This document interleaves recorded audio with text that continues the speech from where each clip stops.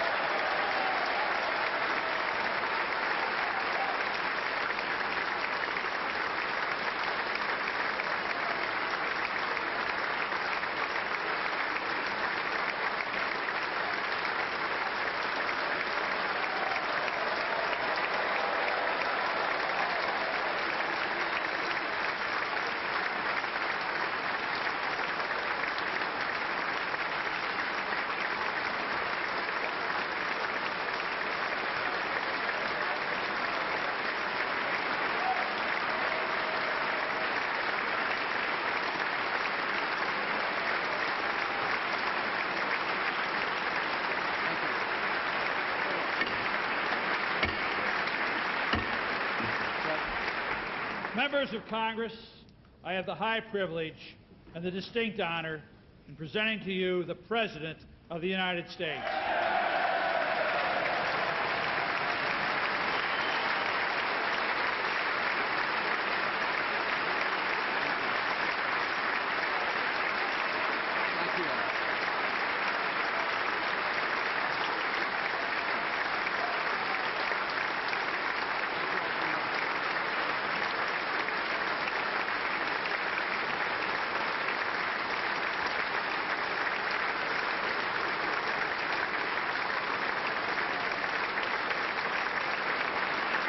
Thank you very much.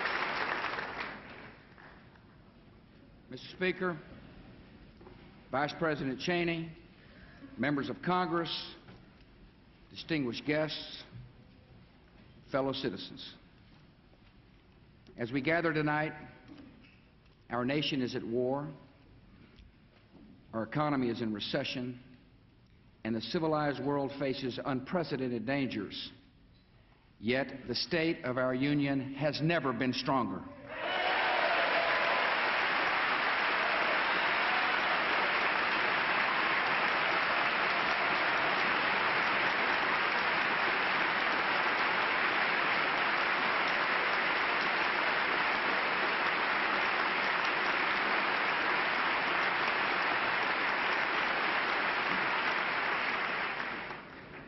We last met in an hour of shock and suffering.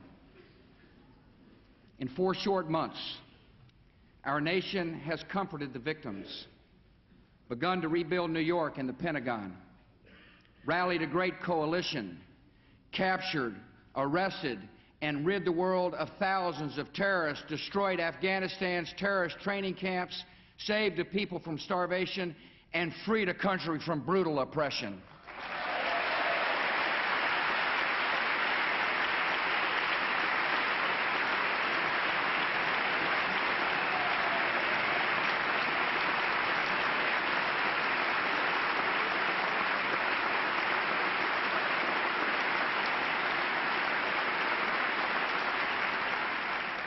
The American flag flies again over our embassy in Kabul. Terrorists who once occupied Afghanistan now occupy cells at Guantanamo Bay.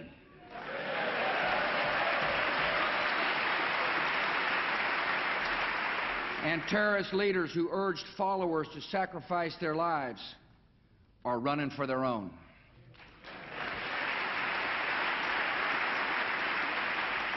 America and Afghanistan are now allies against terror. We'll be partners in rebuilding that country. And this evening, we welcomed the distinguished interim leader of a liberated Afghanistan, Chairman Hamid Karzai.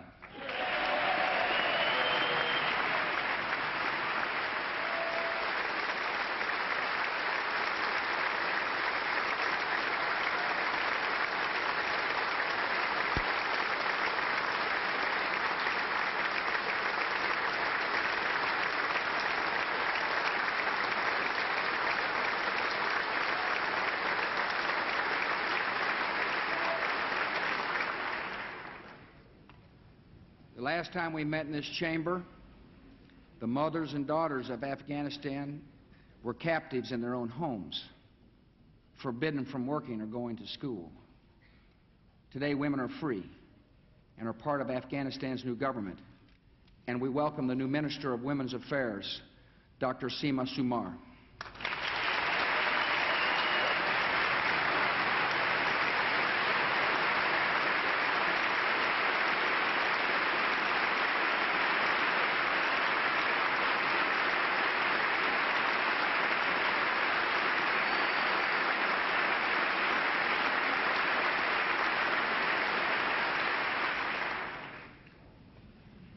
Our progress is a tribute to the spirit of the Afghan people, to the resolve of our coalition, and to the might of the United States military.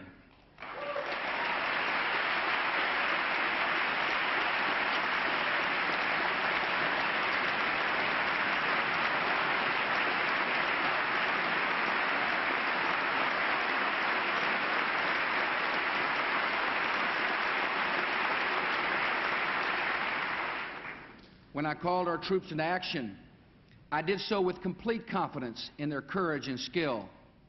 And tonight, thanks to them, we are winning the war on terror. The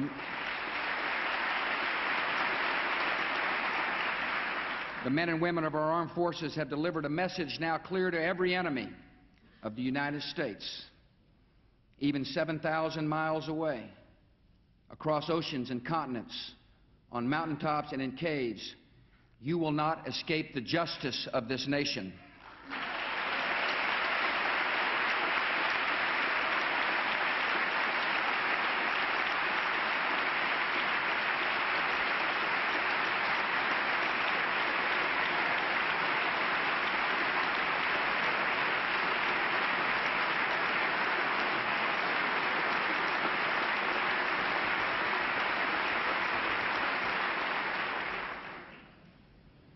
For many Americans, these 4 months have brought sorrow and pain that will never completely go away.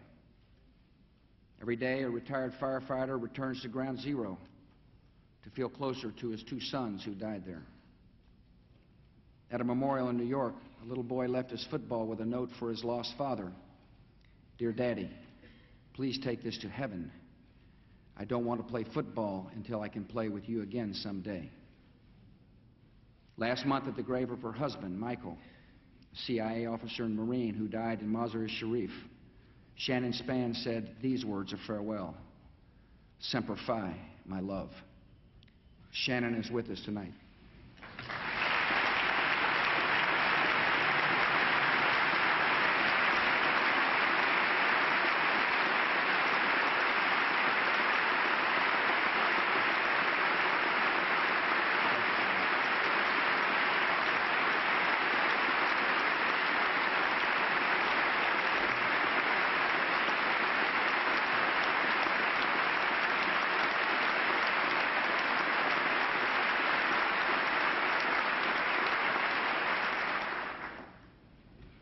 Shannon, I assure you and all who have lost a loved one that our cause is just and our country will never forget the debt we owe Michael and all who gave their lives for freedom.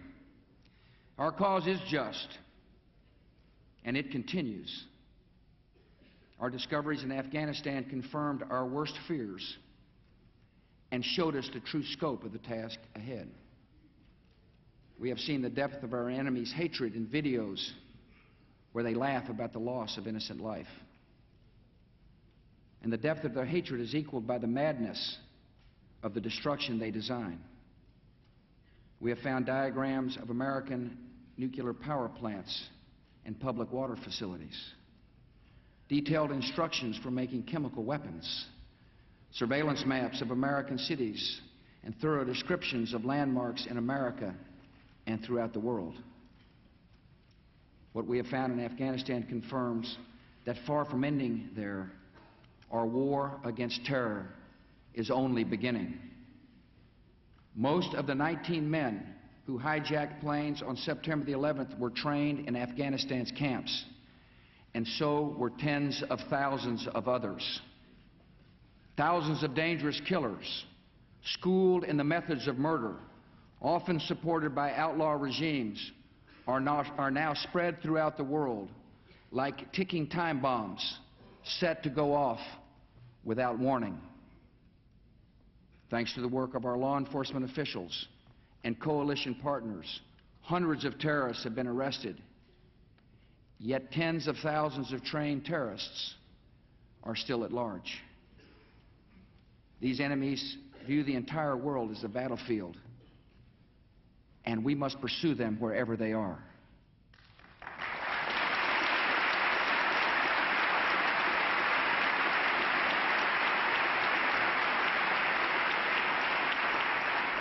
So long as training camps operate, so long as nations harbor terrorists, freedom is at risk, and America and our allies must not and will not allow it.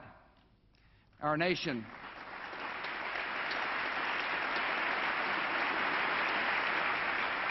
nation will continue to be steadfast and patient and persistent in the pursuit of two great objectives. First, we will shut down terrorist camps, disrupt terrorist plans, and bring terrorists to justice. And second, we must prevent the terrorists and regimes who seek chemical, biological, or nuclear weapons from threatening the United States and the world.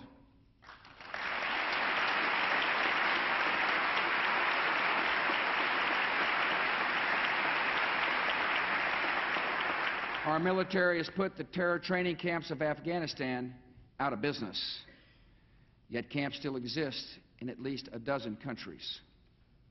A terrorist underworld, including groups like Hamas, Hezbollah, Islamic Jihad, Jaish-e-Mohammed, operates in remote jungles and deserts and hides in the centers of large cities.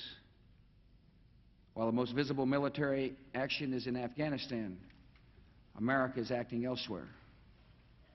We now have troops in the Philippines, helping to train that country's armed forces to go after terrorist cells that have executed an American and still hold hostages. Our soldiers, working with the Bosnian government, seized terrorists who were plotting to bomb our embassy. Our Navy is patrolling the coast of Africa to block the shipment of weapons and the establishment of terrorist camps in Somalia. My hope is that all nations will heed our call and eliminate the terrorist parasites who threaten their countries and our own. Many nations are acting forcefully. Pakistan is now cracking down on terror, and I admire the strong leadership of President Musharraf.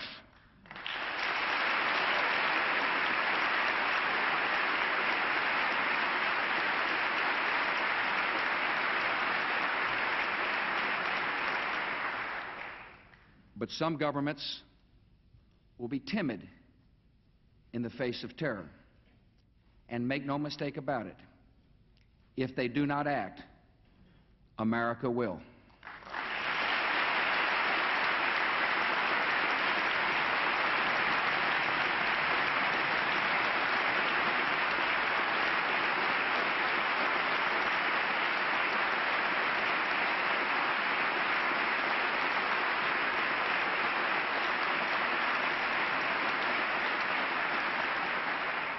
Our second goal is to prevent regimes that sponsor terror from threatening America or our friends and allies with weapons of mass destruction. Some of these regimes have been pretty quiet since September the 11th, but we know their true nature. North Korea is a regime arming with missiles and weapons of mass destruction while starving its citizens. Iran aggressively pursues these weapons and exports terror, while an unelected few repress the Iranian people's hope for freedom. Iraq continues to flaunt its hostility toward America and to support terror. The Iraqi regime has plotted to develop anthrax and nerve gas and nuclear weapons for over a decade. This is a regime that has already used poison gas to murder thousands of its own citizens, leaving the bodies of mothers huddled over their dead children. This is a regime that agreed to international inspections, then kicked out the inspectors. This is a regime that has something to hide from the civilized world.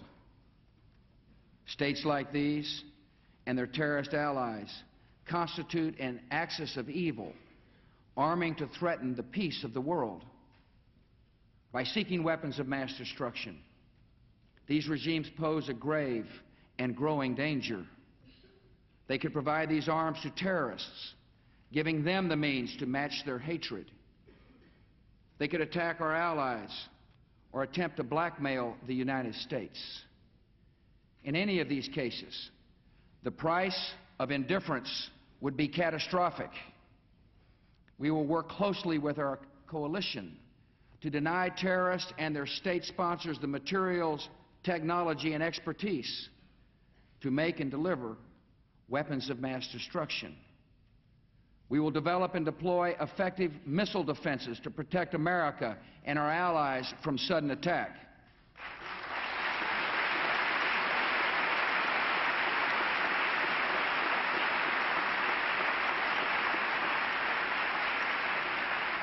And all nations should know America will do what is necessary to ensure our nation's security. We'll be deliberate, yet time is not on our side. I will not wait on events while dangers gather. I will not stand by as peril draws closer and closer. The United States of America will not permit the world's most dangerous regimes to threaten us with the world's most destructive weapons.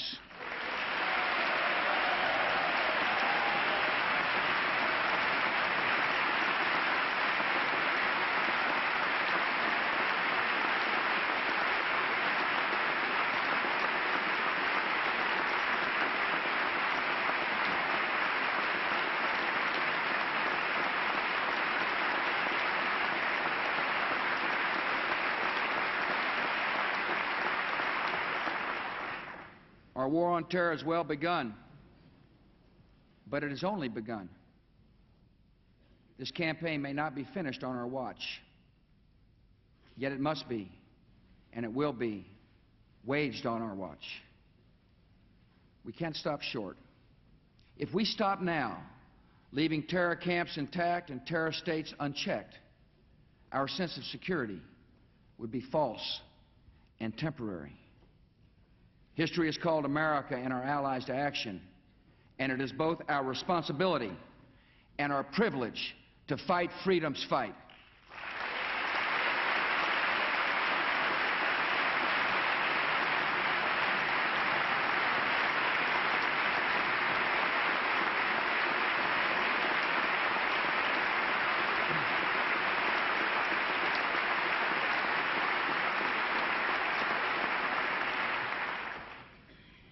Our first priority must always be the security of our nation, and that will be reflected in the budget I send to Congress.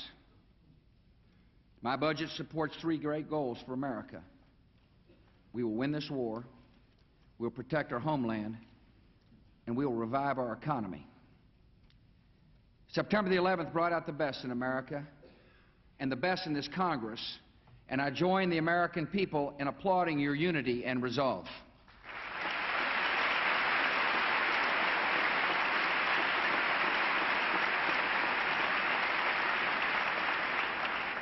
Now Americans deserve to have this same spirit directed toward addressing problems here at home.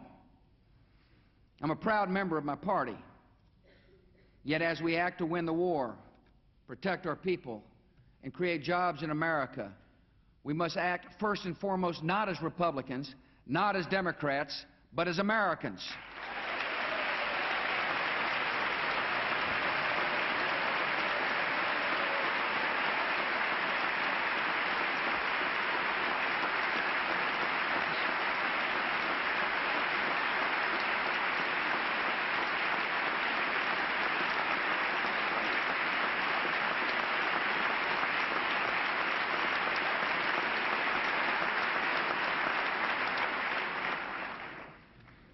It costs a lot to fight this war. We have spent more than $1 billion a month, over $30 million a day, and we must be prepared for future operations. Afghanistan proved that expensive precision weapons defeat the enemy and spare innocent lives, and we need more of them. We need to replace aging aircraft and make our military more agile to put our troops anywhere in the world quickly and safely. Our men and women in uniform deserve the best weapons, the best equipment, the best training, and they also deserve another pay raise.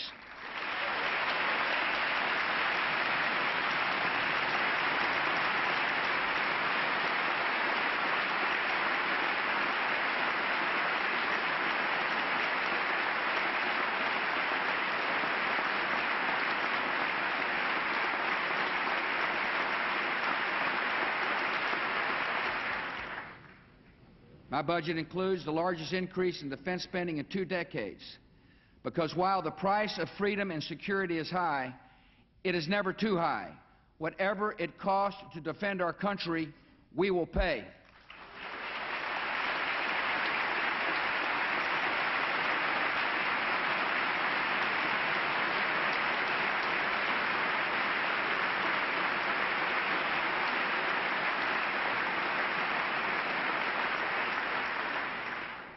The next priority in my budget is to do everything possible to protect our citizens and strengthen our nation against the ongoing threat of another attack.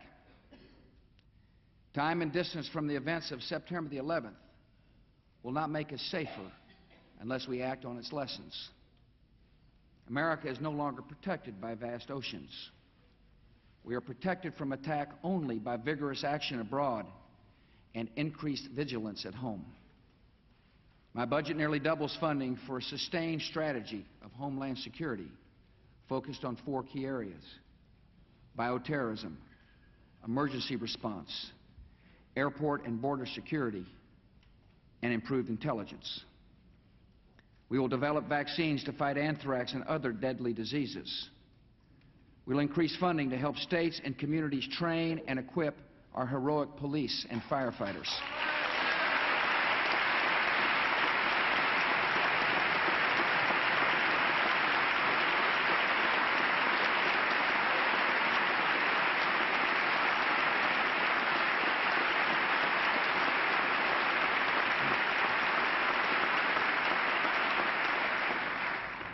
We will improve intelligence collection and sharing, expand patrols at our borders, strengthen the security of air travel, and use technology to track the arrivals and departures of visitors to the United States.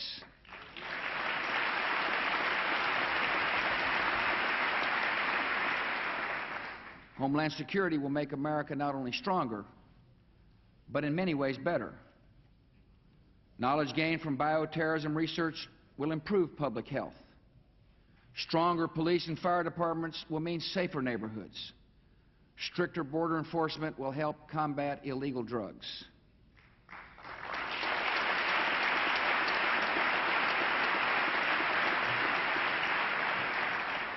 And as government works to better secure our homeland, America will continue to depend on the eyes and ears of alert citizens. A few days before Christmas, an airline flight attendant spotted a passenger lighting a match.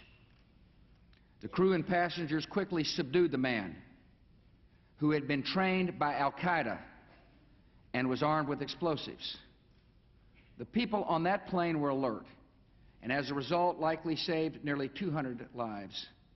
And tonight we welcome and thank Flight Attendant Hermes Moutardere and Christina Jones.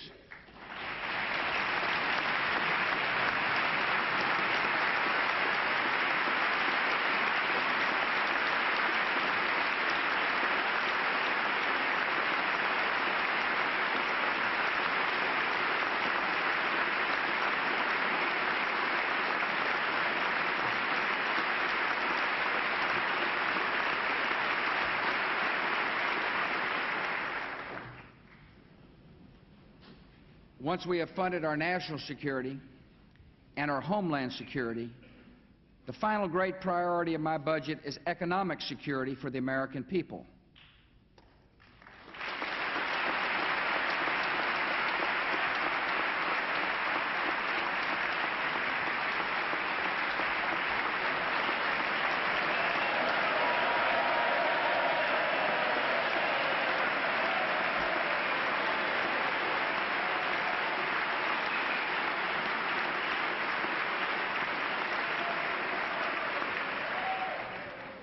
To achieve these great national objectives, to win the war, protect the homeland, and revitalize our economy, our budget will run a deficit that will be small and short-term so long as Congress restrains spending and acts in a fiscally responsible manner.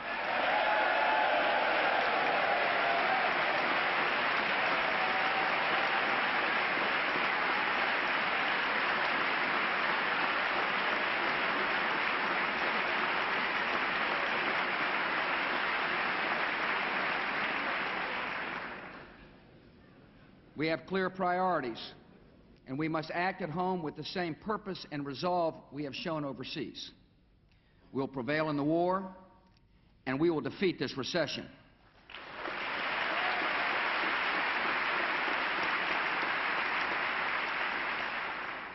Americans who've lost their jobs need our help, and I support extending unemployment benefits and direct assistance for health care coverage.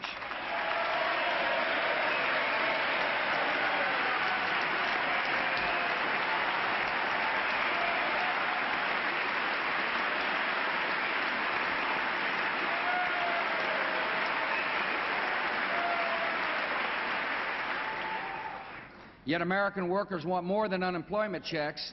They want a steady paycheck.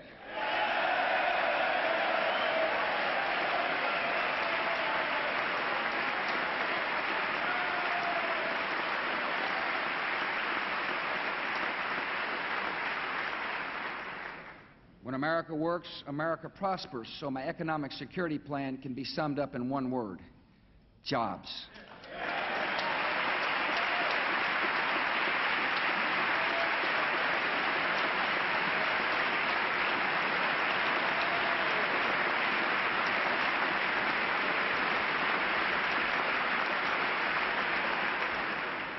Good jobs begin with good schools, and here we've made a fine start.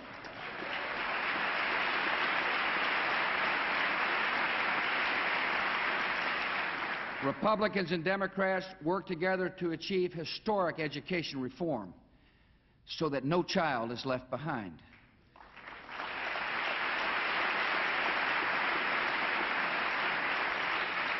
I was proud to work with members of both parties, Chairman John Boehner and Congressman George Miller.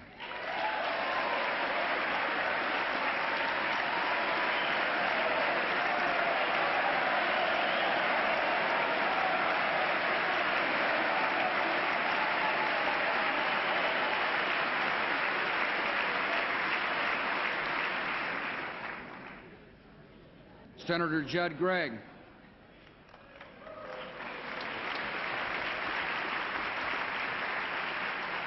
and I was so proud of our work, I even had nice things to say about my friend Ted Kennedy.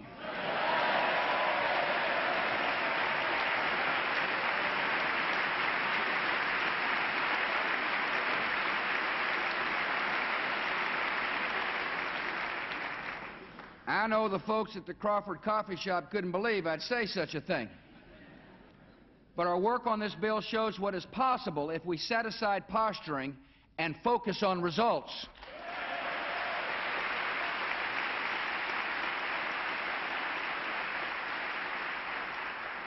There's more to do. We need to prepare our children to read and succeed in school with improved Head Start and early childhood development programs.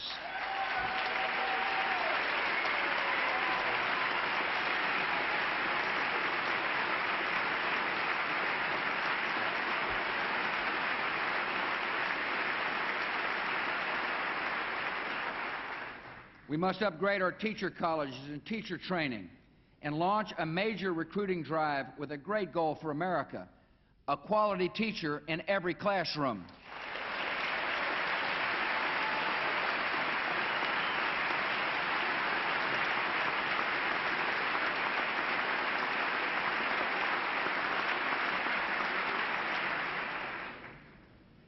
Good jobs also depend on reliable and affordable energy.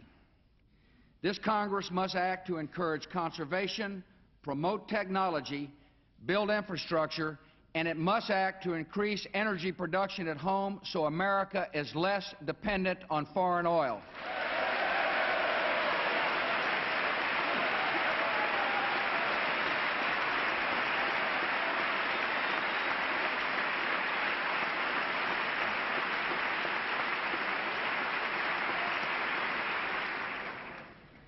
Good jobs depend on expanded trade.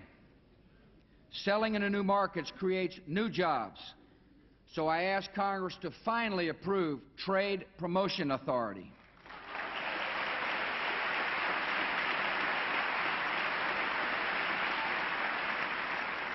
On these two key issues, trade and energy, the House of Representatives has acted to create jobs, and I urge the Senate to pass this legislation.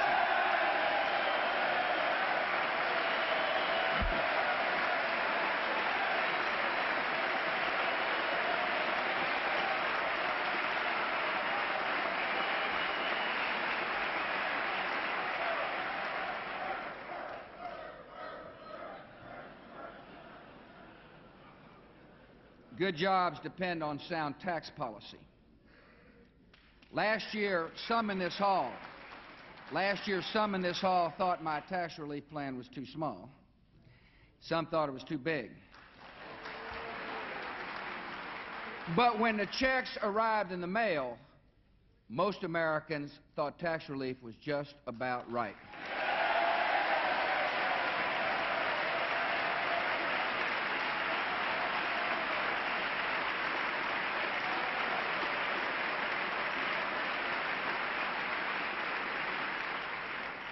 Congress listened to the people and responded by reducing tax rates, doubling the child credit, and ending the death tax. For the sake of long-term growth and to help Americans plan for the future, let's make these tax cuts permanent.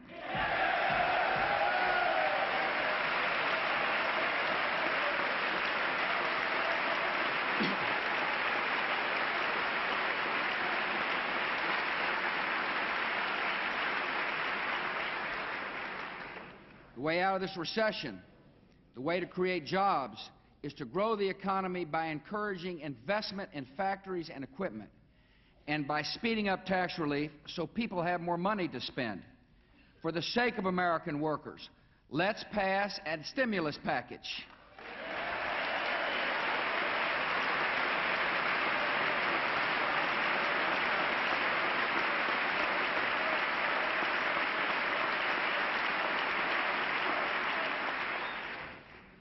Good jobs must be the aim of welfare reform. As we reauthorize these important reforms, we must always remember the goal is to reduce dependency on government and offer every American the dignity of a job.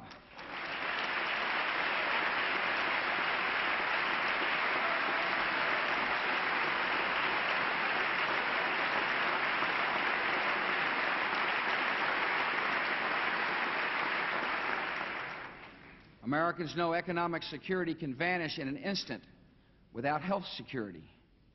I ask Congress to join me this year to enact a Patients' Bill of Rights.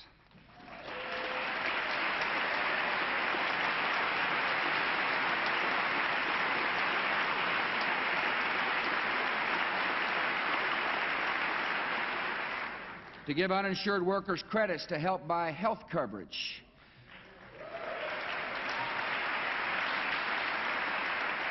to approve an historic increase in the spending for veterans' health,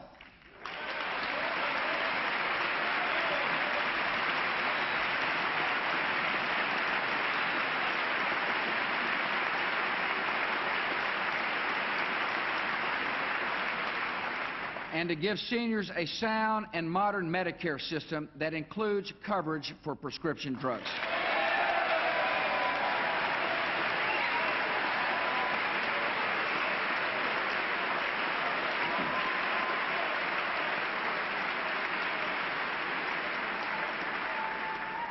A good job should lead to security in retirement. I ask Congress to enact new safeguards for 401k and pension plans.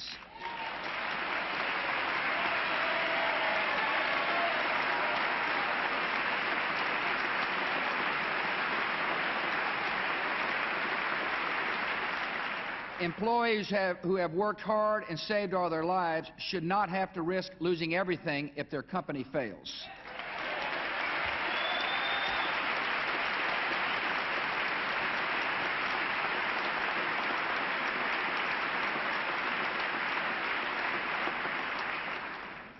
Through stricter accounting standards and tougher disclosure requirements, corporate America must be made more accountable to employees and shareholders and held to the highest standards of conduct.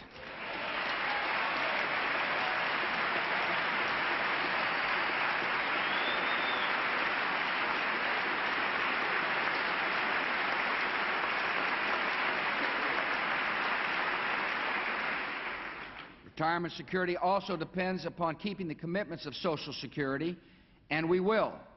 We must make Social Security financially stable and allow personal retirement accounts for younger workers who choose them.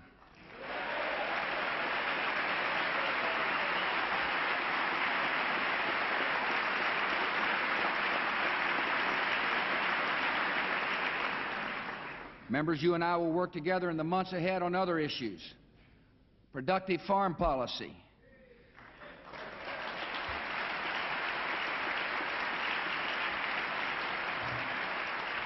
a cleaner environment,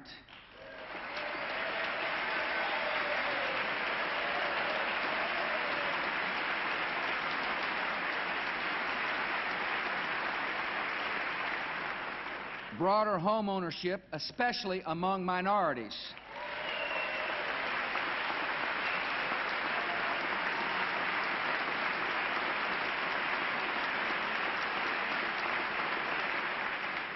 and ways to encourage the good work of charities and faith-based groups.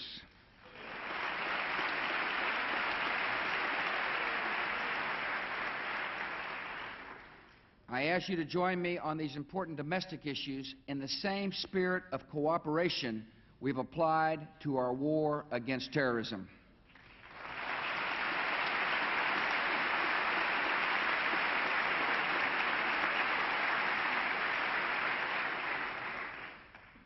During these last few months, I've been humbled and privileged to see the true character of this country in a time of testing. Our enemies believed America was weak and materialistic, that we would splinter in fear and selfishness. They were as wrong as they are evil.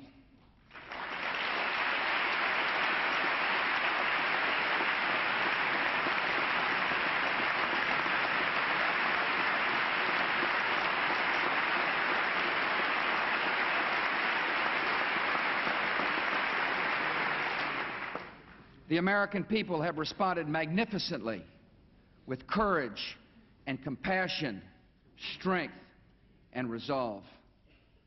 As I have met the heroes, hugged the families, and looked into the tired faces of rescuers, I have stood in awe of the American people. And I hope you'll join me. I hope you'll join me in expressing thanks to one American for the strength and calm and comfort she brings to our nation in crisis, our First Lady, Laura Bush.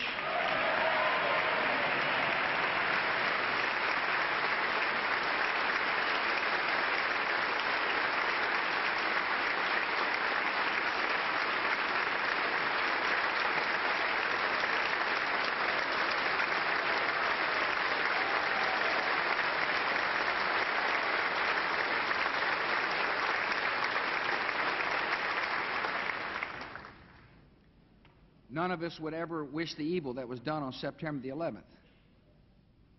Yet after America was attacked, it was as if our entire country looked into a mirror and saw our better selves. We were reminded that we are citizens with obligations to each other, to our country, and to history. We began to think less of the goods we can accumulate and more about the good we can do. For too long, our culture has said, if it feels good, do it. Now America is embracing a new ethic and a new creed. Let's roll.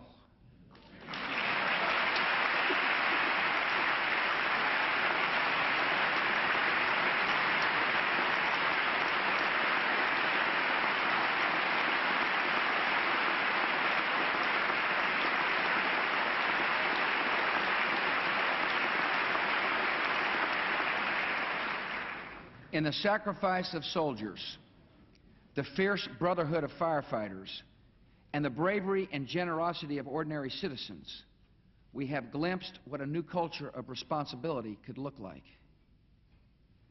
We want to be a nation that serves goals larger than self.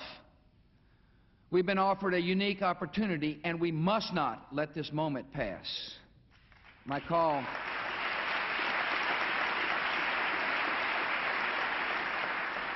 call tonight is for every American to commit at least 2 years, 4,000 hours over the rest of your lifetime, to the service of your neighbors and your nation.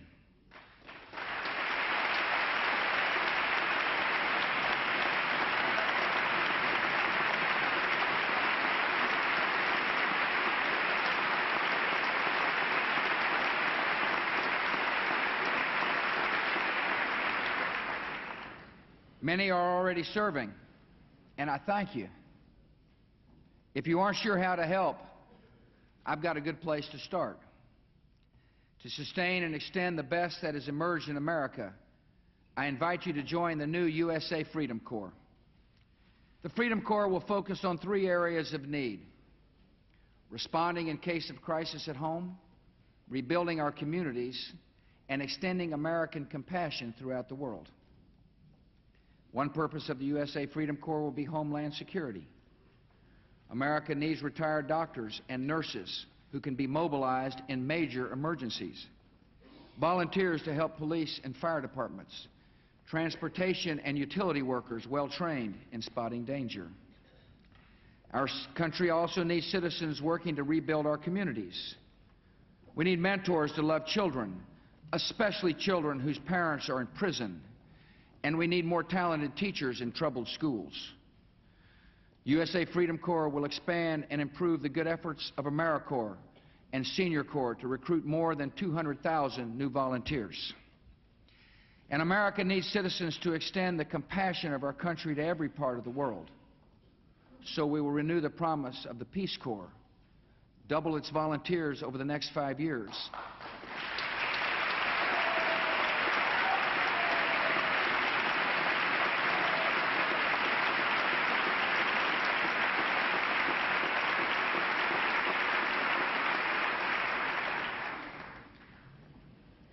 and ask it to join a new effort to encourage development and education and opportunity in the Islamic world.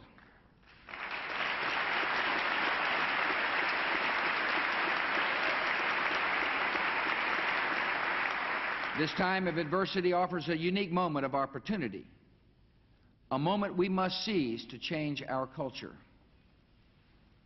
Through the gathering momentum of millions of acts of service and decency and kindness, I know we can overcome evil with greater good.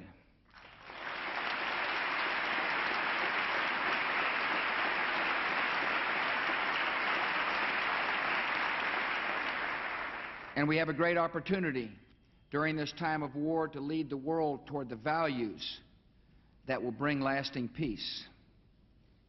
All fathers and mothers in all societies want their children to be educated and live free from poverty and violence. No people on earth yearn to be oppressed or aspire to servitude or eagerly await the midnight knock of the secret police. If anyone doubts this, Let them look to Afghanistan, where the Islamic street greeted the fall of tyranny with song and celebration.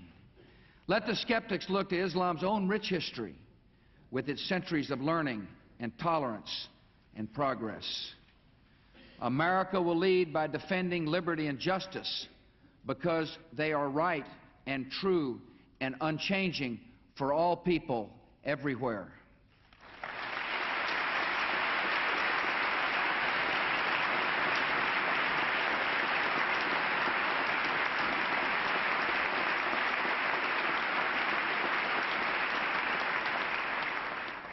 No nation owns these aspirations, and no nation is exempt from them. We have no intention of imposing our culture, but America will always stand firm for the non-negotiable demands of human dignity, the rule of law, limits on the power of the state, respect for women, private property, free speech, equal justice, and religious tolerance.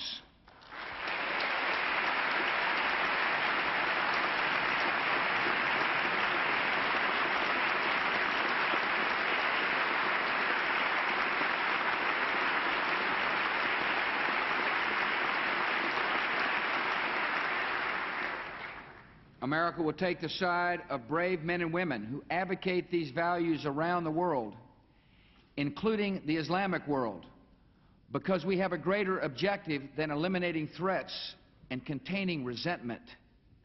We seek a just and peaceful world beyond the war on terror. In this moment of opportunity, a common danger is erasing old rivalries.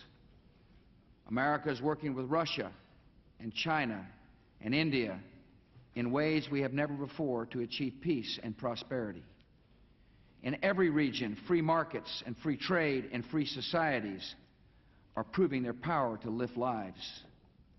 Together with friends and allies from Europe to Asia and Africa to Latin America, we will demonstrate that the forces of terror cannot stop the momentum of freedom.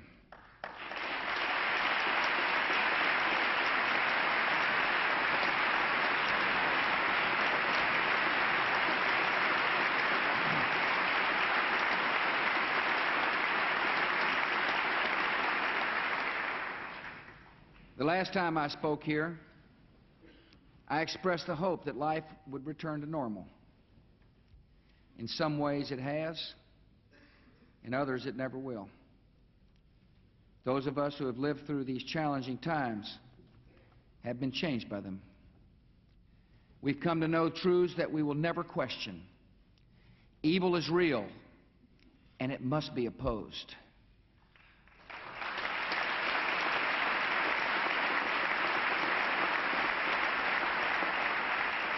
Beyond all differences of race or creed, we are one country, mourning together and facing danger together. Deep in the American character, there is honor, and it is stronger than cynicism. And many have discovered again that even in tragedy, especially in tragedy, God is near.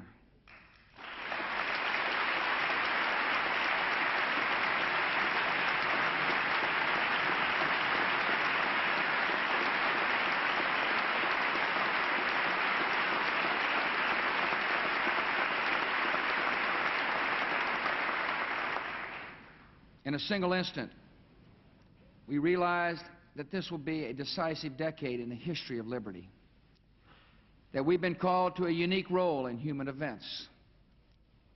Rarely has the world faced a choice more clear or consequential. Our enemies send other people's children on missions of suicide and murder. They embrace tyranny and death as a cause and a creed. We stand for a different choice, made long ago on the day of our founding. We affirm it again today. We choose freedom and the dignity of every life.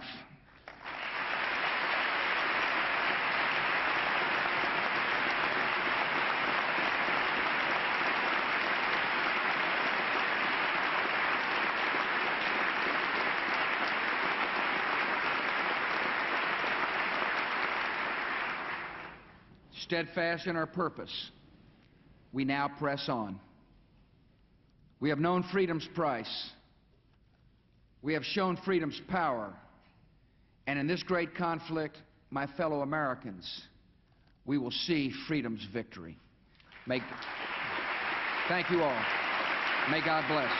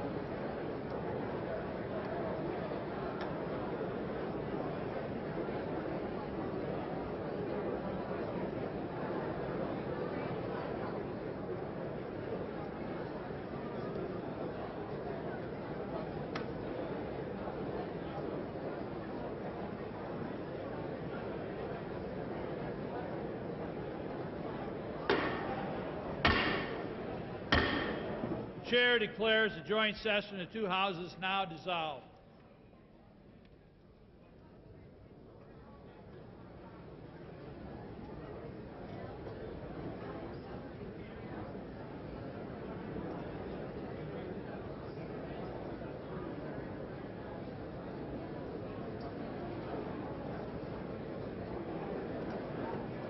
purpose the gentleman from Missouri rise? Mr. Speaker, I move that the message of the President be referred to the Committee of the Whole House on the State of the Union and ordered printed. Without objection, so ordered. Now we want to adjourn. Mr. Speaker, I move the House do now adjourn. The question and the motion to adjourn. Those in favor say aye. Those opposed, no. The ayes have it. The motion is agreed to. Pursuant to Senate Concurrent Resolution 95, 107th Congress, the House stands adjourned until noon on Monday, February 4th, 2002.